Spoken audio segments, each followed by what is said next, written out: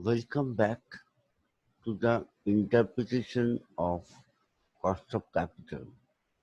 We have already delivered some lecture on this area. Now we have got a very good idea on the calculation of cost of debt capital and to some extent cost of preference share capital in our last lecture. Now we will just extend our discussion on cost of preference share capital in this particular lecture. So, we have already explained that cost of capital preference share is little more risky than cost of debt capital because of two reasons. Reasons are number one, the dividend rate of preference share capital is although given, it is not certain whether the preference shareholder will receive the dividend or not. It will depend upon the profit earning for the year of the preference share of the company. And second point is, since dividend is a sharing of profit, no taxable benefit is available. These two factors increases the risk of investment in preferred share capital, and due to this reason, cost of preferred share becomes high. Now, how we are calculating it? The basic concept remains the same. We have to see what are the future cash flows. Here, the dividend is the future cash flows from preferred share. Actually, the preferred share, most of the preferred shares issued are for limited period of time. So, we have to calculate present value of the dividend received for the maturity period in where we will use the cost of preference share at the discounting rate. In fact, cost of preference share KP is not known to us, which we have to calculate. But remember, the total present value of the cash inflow will be equal to the value of the preference share, that means market price of the preference share, or the issue price of the preference share when market price is not available. So our equation was VP, means value of the preference share, is equal to D by 1 plus KP, where D is the dividend paid per annum and KP is the cost of preference share, plus D by 1 plus KP square plus dot dot up to D by 1 plus KP to the power N.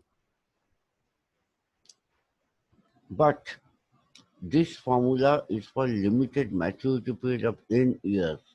When we generalize the formula in cost of capital calculation, in case of bond also, we have assumed that the life will be infinity. So n is tends towards infinity. In that case, the equation is converted to right hand side d by 1 plus kp plus d by 1 plus kp square plus dot dot up to infinity. So by putting the infinity summation formula on the right hand side, finally we are getting our first simple formula of preferential calculation, which is d by K, kp is equal to vp. By rearranging it, we are getting cost of preference dividend is equal to d by p. So on the basis of this simple formula, we have solved problem number 5. In the problem number 5, just see, company has issued 15% preference share of rupees 100 each. 15% preference share means 15% dividend is payable whenever declared. So 15% of 100 is equal to rupees 15 is the value of dividend. It is now traded in the market at 120. Traded in the market means the price which will substitute for VP, it is 120.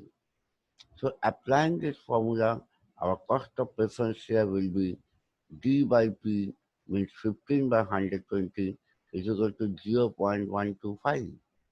If I multiply it by 100, then our percentage cost of preference capital is 12.5%. So this is the explanation of first formula that we have used. Now we are adding one by one some complication in our discussion. We are assuming that there is a flotation cost involved. Now, flotation cost already we know the expenses that we have to pay at the time of issuing any security. So whenever you are issuing preference share, company has to again pay some cost or bear some cost. So theoretically, although the issue price is P or 100 rupees, the company will get in hand less than 100, that will 100 minus flotation cost. That means our denominator value will be changed now. Previously in our formula it was D by P. Now we are not getting the P rupees in total. We are getting actually P rupees minus flotation cost. So the denominator value will be less than 100 rupees. Hence, we are now revising the formula. Now Kp is equal to D by P minus F. Since denominator value is coming down, automatically the cost of preference share will go above 15%. Applying this second formula, let us see how the result of the problem 5 will change if we consider a cost of flotation of 5%. 5% cost of flotation means the preference share value was 100, so 5% of 100 becomes rupees 5. That means in the denominator we have to write 100 minus 5 is equal to 95. So divide 15 by 95, it becomes 0.168. So percentage wise it is 16.8%. So just see the 5% flotation cost and cost of preference share is going up from 15% to 16.8%. That means by 1.8%. This is our second formula when cost of preference flotation is added. Finally, we are adding the last complication. That means we are redeeming the preference share at a price which is different from the issue price.